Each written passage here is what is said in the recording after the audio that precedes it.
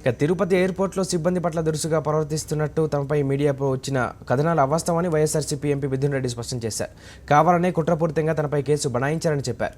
CCTV ఫుటేజ్ను బయటపెడితే అసలు విషయాలు వెల్లడవుతాయని మిథున్ రెడ్డి అన్నారు.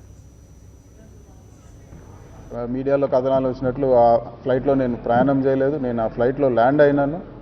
ల్యాండ్ అయిన తర్వాత ఫ్లైట్ టేకాఫ్ అయిన తర్వాత కొద్ది ప్యాసింజర్స్ కంప్లైంట్ చేసినారు. ఒక మేనేజర్ మాతో చాలా దురుసుగా ప్రవర్తించారు. మీరు మాట్లాడండి అని చెప్పి దాదాపు 16 మంది ప్యాసింజర్స్ ఉన్నారు. వివిధ డెస్టినేషన్స్కి వెళ్ళే వాళ్ళు. వాళ్ళ కోసం నేను ప్రశ్నించడం జరిగింది. మీరు ఎందుకు ఈ విధంగా దురుసుగా ప్రవర్తించారని చెప్పి. ఆ మేనేజర్ కూడా మంచిగా సమాధానం చెప్పడం పోయి నాతో కూడా చాలా దురుసుగా ప్రవర్తించారు, మిస్బిహేవ్ చేసినారు. దానికి నేను కంప్లైంట్ ఇవ్వదలుచుకున్నాను.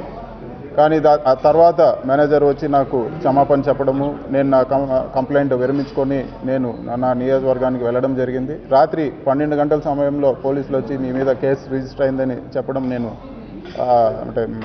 నాకు చెప్పడం జరిగింది. కాంప్రమైజ్ చేసుకొని నేను సారీ చెప్పిన వ్యక్తి మళ్ళీ కేసు ఎలా పెట్టారని అడిగితే పోలీసులు దానికి సమాధానం చెప్పలేదు. నేను ఇచ్చిన కంప్లైంట్ కూడా వాళ్ళు ఇప్పటి వరకు రిజిస్టర్ చేయలేదు. అదేవిధంగా సీసీటీవీ ఫుటేజీలు చూస్తే ఎవరు తప్పు తెలుస్తుంది అని చెప్పి కూడా నేను అడగడం జరిగింది.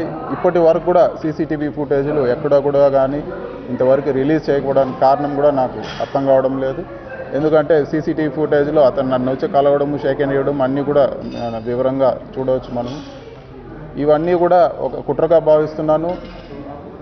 కేవలం నేను ఈ కేసులో ఇరికించడం కోసమే ఇవన్నీ ఒక కుట్రగా జరిగిందని చెప్పి కూడా నేను భావిస్తున్నాను.